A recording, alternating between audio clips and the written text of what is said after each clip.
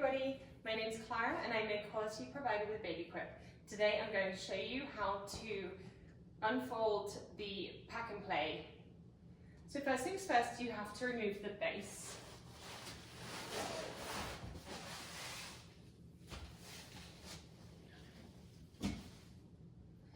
Next you have to pull up the middle piece.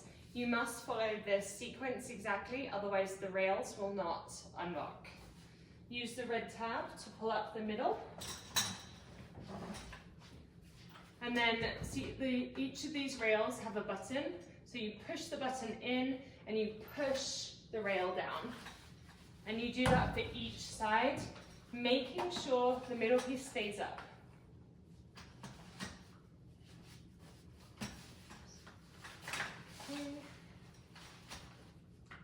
Push.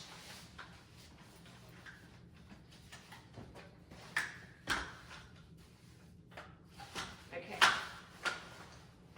Now that it's folded together, you can wrap the base around it and it keeps it all secure. Place it in the center, fold over the sides, and use the Velcro straps to hold it in place.